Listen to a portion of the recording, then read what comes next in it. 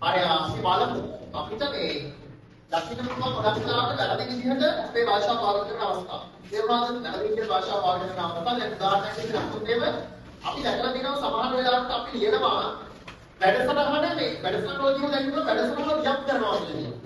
වැඩසටහන ලියක් කරනවා කියලා කියන්න පුළුවන්ද?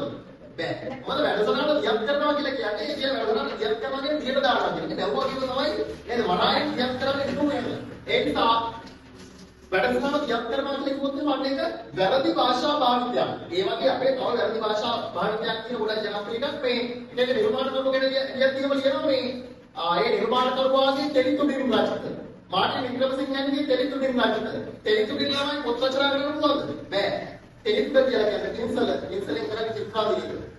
හරි පණිවිඩෙන් තමයි මොකක් කරන්නේද? රචනා කරන්නේ. අපි මේ වගේ වැරදි විදිහට භාෂා භාවිත කරන දැන් අපිට හොඳටම දකින්න පුළුවන් වෙනවා. ඒ වගේම භාවිත කියන වචනේ භාවිතා කියලා නේද? ඒකට භාවිතා කියලා ඉක්කොත් ඒක මොකද්ද?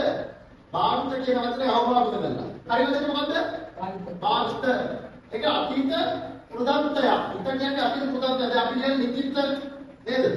ඊට පස්සේ මුද්‍රිත ඊට පස්සේ ප්‍රකාශිත මේ මොනවද?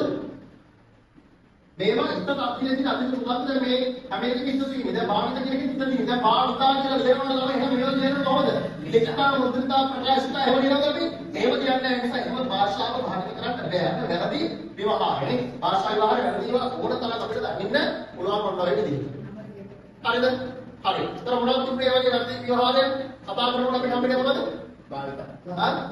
අභාවිත කියන එක ලිඛිත ක්‍රියාපදේ නවත්තන එක. ඊට පස්සේ කතා කරලා තුනක් තිබ්බේ වැඩසටහන දියක් කරනවා. එහෙම කරන්න පුළුවන්ද? බෑ. දියක් කරන්න පුළුවන්ද? නෑ. ඔව්. අරයි තමයි දියක් කරන්නේ. දියක් කරන්නේ දියට දානවා කියන එක. වැඩසටහන දියට දාන්න මොකද වැඩක් නෙවෙයි නේද? එහෙම කරන්න බෑ. තේරුණාද? ඒ වගේ තමයි මාර්ටින් වික්‍රමසිංහගේ තෙලිතුඩින් රචිත. එහෙම කියන්න පුළුවන්ද? බෑ. ඊයේ තෙලිතුඩින් කියන්නේ මොකද්ද? ඉන්සලෙන් කරන්නේ මොකද්ද? චිත්‍රාදිලික. හරි. ඒ නිසා ඒ වගේ දේවල් අපිට කරන්න බෑ. මාර්ටින් වික්‍රමසිංහ මහත්තයා ලිව්වේ පණිවිඩෙන් තෙලිතුඩින් නෙවෙයි. ඒක ඉන්සලගේ ලිව්වල හැමදාම ලියන්නේ නේද? මාර්ටින් වික්‍රමසිංහ මහත්තයා කියන්නේ චිත්‍රෙත් නෙවෙයි නේද? හරි. ඒ නිසා අපිට වැරදි භාෂා විවහාරයක්. ඒ වගේ අපි මතක් කළා ඊට පස්සේ භාවිත තමයි නියම වචනේ භාවිත කරන්න ලියන්න බෑ. එහෙම කරොත් භාවිත කියන වචනේ අභාවිත කරනවා. නේද? එහෙම ලියන්න බෑ. පැහැදිලිද?